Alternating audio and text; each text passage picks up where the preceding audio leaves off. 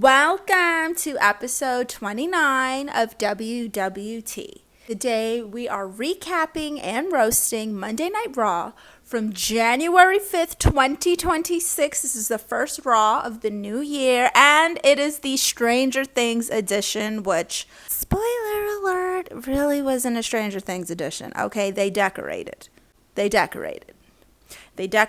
and they had little transitions where like the match name was like a Stranger Things episode title. Oh, and there was a red filter backstage. They decorated. Vecna didn't come out and chokeslam Gunther like I was hoping. Like there was nothing. You didn't even see the cast in the audience. Like they decorated. So our first match is Rhea versus the Kabuki Warriors for the tag team title. Rhea Ripley comes out like, finally I'm home. She's in her element with this Stranger Things, dark, decorative, creepy stuff. Rhea Ripley looks like she cosplays every single day of her life. No off switch. She wakes up like, where's my leather and unresolved anger? Mom is always angry. Io Sky comes out like she just tried Molly for the first time and can hear in colors. Here come the Kabuki Warriors looking like they're leaving a rave drunk. The bell rings and Io is beating Asuka's ass like this is real family beef. Kabuki Warriors jump Rhea Ripley like World Star. Io drop kicks both of the Kabuki Warriors because why not? It's cardio. Somehow we get to Kairi Sane hanging Io upside down like a fruit bat. And then she stomps in her spine. Then Mommy hits Kairi Sane with a riptide. There's bodies everywhere! Asuka holds Rhea down while Kairi hits the insane elbow. Io and Asuka go back and forth. And Asuka just keeps going for pin like she's late for work. Like she's late for her part-time job. Like after this, I gotta clock in, honey. Wrap it up. Then Rhea hits Asuka with a riptide. And here comes Io with over the moonsault. And Team Rhea wins the title. Anime won, leather won, and friendship won. So next we see Gunther. He comes out like, I heard they like to talk shit in Brooklyn. He's showing off his latest merch, okay? It's a picture of him holding John Cena while he taps out. And it says, tap like a ... And we know what that means. I want to meet with board meeting. I have new idea for merchandise. It's unisex. He's cheesing like a crass kid. He says, I need management to show a little respect. And honestly, he's right. Like, y'all could really hate on Gunther all you want, but he beat John Cena. He did. And nobody has given Gunther his flowers for this. Like, they weren't all in a competition to try to fight John Cena in his final match. Hypocrites. So he's saying, I made John Cena tap out like a little ... Here comes AJ Styles interrupting him just in time. AJ Styles comes out like he found out Gunther banged his mom. Gunther tells AJ, I'm the greatest wrestler out of everyone in WWE, including you. He says, I made John Cena tap out like a little... Takes a pause. AJ starts to open his mouth and he says, like a little bitch. Gunther would laugh at a kid whose ice cream cone fell on the floor twice. So AJ slaps Gunther like a novela scene. And Gunther didn't do nothing. Just stared at him like I'm going to eat your face after this. But the match is set for I think next Monday they're going to fight. Up next we have Maxxine Dupri and Becky Lynch for the Intercontinental Championship.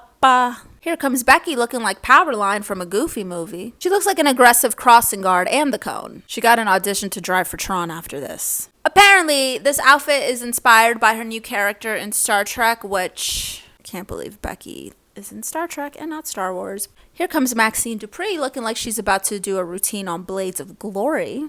And so the match starts and Becky is dominating. Maxxine picks it up, slams Becky, and then starts punching her nonstop. Maxxine hits Lynch with like 5 clotheslines, then a splash into the corner of the ring, and a fisherman suplex. Maxxine lets out this like scream like if her cappuccino just kicked in. Somehow she puts Becky in an ankle lock, but Becky taps the rope. Maxxine goes for pin, then another ankle lock, but Becky counters with a disarmer. Then Becky hits her with a super suplex and a DDT, They go back and forth. A lot is happening, y'all. And you guys know I love me some Becky Lynch. So I'm very much like watching this. Maxxine hits a German suplex. Flying crossbody. Goes for pin. But Becky kicks out. Like, I'm on Star Trek. I have powers now. They turn each other into like pretzels. And somehow Becky reverse pins her like this way. And she used the rope for support. So did she cheat? Yes. I'm not sure if that's considered cheating, but Becky takes the title. Yay! So up next we have the Usos. They come out of their usual random door, and I literally can't find them until the spotlight hits. Jimmy tells them to cut the music, just so they could run it back. They don't even walk in the ring. They're just like standing in the middle of the crowd from whatever door they came out of. Everyone around them is losing their damn minds like, I thought I got the worst seats in the house. So they brag about their tag team titles and basically say, anybody who want to come get it, come get it. And then the music plays again. That's it. That's the segment. That's the Usos. Attention viewers and WWE fans. WWE merch hits different when you buy through my link. Scientifically proven. Don't Google it. Just click the link in the description. It supports the channel and your girl. WWE gets their money. I get my money. You get your stuff. Everybody's happy. Bada boom, bada bing. And if you buy WWE merch and don't use my link, congrats. You just turned heel in my storyline. So up next, we get Stephanie Vaquer, La Primera.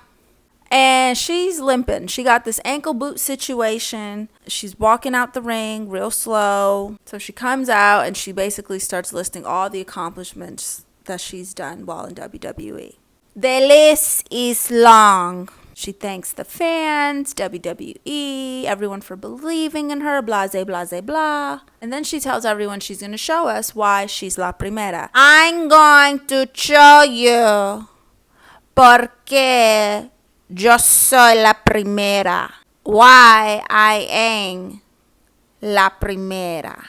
Here comes Raquel Rodriguez immediately trying to take off Stephanie's ankle boots. She hits her with a Tejano bomb so hard that Stephanie's earrings go flying like Sonic rings. Bing, bing, bing, bing, bing, bing, bing, bing. Raquel starts stomping on that bad ankle. She puts it in the middle of a chair. And as she's about to slam it into, I don't know what she's about to do, here comes Adam Pearce and all the referees running out like parents when they hear glass break. Then we get backstage, and Raquel is still jumping Stephanie's ankle like she forgot the segment was over. Medics come, lawsuits loading. Our next match is Lyra Valkyria versus Liv Morgan. Lyra's in the ring already, looking like a peacock at Fashion Week. Liv Morgan comes out like, I've been here for 4 months, don't forget about me. She sells crazy better than most people sell merch. Her energy screams, don't worry, I've done worse. Honestly, after Damian Priest and Rhea Ripley left the Judgment Day, it's not the same. It's not giving that same dark, emo, goth energy, whatever that they had going out. Now it just gives people who cheat. So the match starts and Lyra is kicking Liv Morgan's ass like you've missed a lot. Somehow Liv picks it up and slams Lyra into the steel steps. They go back and forth. Liv is beating Lyra's ass. Liv dropped Lyra on her head like she's trying to send her to the upside down. Here comes Roxanne Perez trying to get sneaky. Bayley comes around like, not on my watch, and so now they're having their own match. Bayley chases Roxanne all the way down the aisle to the backstage. And the distraction gives Liv Morgan the win. It's main event time. Main event, we got Bron Breakker versus CM Punk for the World Heavyweight title. Here comes Bron Breakker looking like Billy from Stranger Things in that scene where he gets let out of a sauna. Just mad and sweaty. He looks like an angry mozzarella ball. CM Punk comes out like he found out he is not the father. Punk just seems like a guy who would argue with Siri. Apparently, he's wearing a jacket that's similar to Bron Breakker's dad. Like a big F you, I'm being petty. Wrestling is generational trauma. CM Punk takes Bron Breakker down with a headlock. Bron Breakker picks it up and slams CM Punk like he's destined carpets. Ringside, Paul Heyman is glazing Bron Breakker like he's working at Nathan's. Paul Heyman got Krispy Kreme looking at him like, hey yo. Somehow, Bron picks it up and hits Punk with a Mount Breaker, dragging him by his arm like Woody in Toy Story. And then Punk starts chopping Bron like he's making French onion soup, honey. So Breaker goes to hit Punk with a standing exploder suplex. Say that 5 times fast. And botches like an episode of Dr. Miami. I don't know if he's going for the championship or filming an episode of Nip Tuck because of all the botches. There's bodies everywhere. Punk is feeling it, okay? He's showing Bron Breakker like, this ain't my first rodeo. I don't think you're ready, kid. I've been down an alley or two. What's good for the goose is good for the gander. Paul Heyman is clearly distracting CM Punk over there looking like a Vienna sausage. And here comes the Vision. It's a brawl. Here comes Penta, Dragon Lee, and Rey Mysterio like the Mexican Avengers. And they jump the Vision. There's bodies everywhere! Bron Breakker goes to spear CM Punk, but CM Punk gets out the way and hits Breakker with a GTS and takes the win. Just kidding, Bron Breakker is still alive. CM Punk hits Bron with a pile driver, and somehow Breakker is still alive. Then Punk locks in Breakker in an anaconda vice, and then Bron Breakker just sits up like the Undertaker. And they look like they're about to kiss in the rain. Bron Breakker goes for a GTS, but Punk kicks out. Hits Bron Breakker with John Cena's STF. Heyman is ringside again, distracting. CM Punk falls for the distraction. Somehow, Bron goes from the top of the ropes, flies onto CM Punk through the announce table, but somehow CM Punk retains the title with the GTS. And Raw ends like your New Year's resolution. Loud in January, dead by Tuesday, full of promise. What did we learn? Becky is a Trekkie. Gross. Usos teleport. Ankles do not heal. Liv wins by distraction like it's company policy.